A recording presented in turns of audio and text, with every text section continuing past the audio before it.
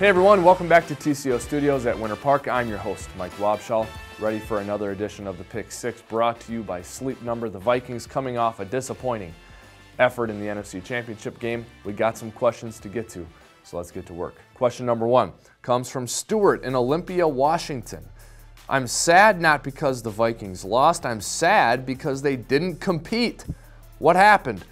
Well, Stuart, it was inexplicable, I think. A very uncharacteristic performance by the Vikings. I don't think the Vikings came out flat and not willing to compete. They looked great in the early stages of the first quarter, took a 7-0 lead and forced the Eagles to punt on their first possession. But that pick six, the lack of a great response after the pick six was surprising because the Vikings had been so good at responding to adversity all season. As I said, an uncharacteristic performance, extremely disappointing, but let's give the Eagles credit. They played awesome.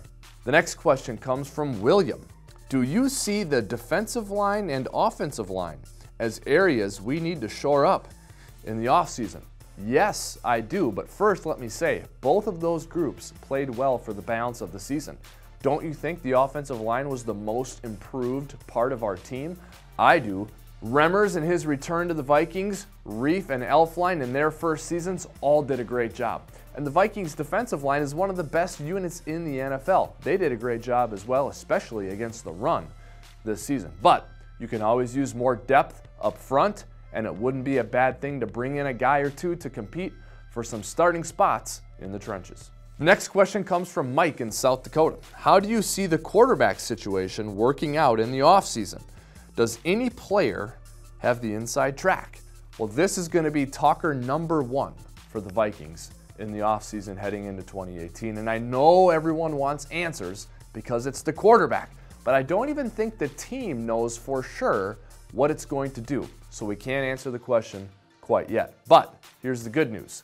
The Vikings have 3 really good quarterbacks from which to choose from the 2017 team, and I think they're going to be in good shape in 2018 at the most important position on the field. Steve asks, how is Dalvin Cook doing? Any updates on his injury? Well, Steve, Mike Zimmer was asked about Dalvin Cook at his season-ending press conference on Tuesday, and Sugarman said that Dalvin is doing great. So that's good news. Here's the silver lining in Dalvin's injury. It happened so early in the season that he spent all of the rest of the season rehabbing, and he should be good to go for 2018. The next question comes from Steve. Who are the candidates to replace Pat Shurmur as offensive coordinator next season? Well, I think there are a lot of good choices out there, including a couple in-house candidates, one of them being longtime Vikings assistant coach Kevin Stefanski. Another name bandied about is former offensive coordinator Darrell Bevell. You also have other offensive minds currently on the market, like Jim Caldwell, maybe a Mike McCoy, maybe Mike Mularkey. All of these guys have been in the league for a long time and they're experienced play callers, so Mike Zimmer has a lot of good options from which to choose. The final question comes from Evan. I know it's early, but what position should we target in the draft? Slot cornerback and tight end are the biggest needs, in my opinion. Yeah, Evan, it's way too early for this. Are you kidding me? I have no idea what we're going to do in the draft. But Evan brings up a good point. It's time for the Vikings to start looking at 2018, and the draft is a big part of the offseason process. Remember, we're going to target lots of players in the draft. There are 7 rounds, so the Vikings will have opportunities to address a lot of different positions. Depth is going to be the word of the offseason, I believe, because the Vikings will have a lot of starters coming back. So expect the Vikings to address places like the defensive line, the offensive line, and the secondary in the draft.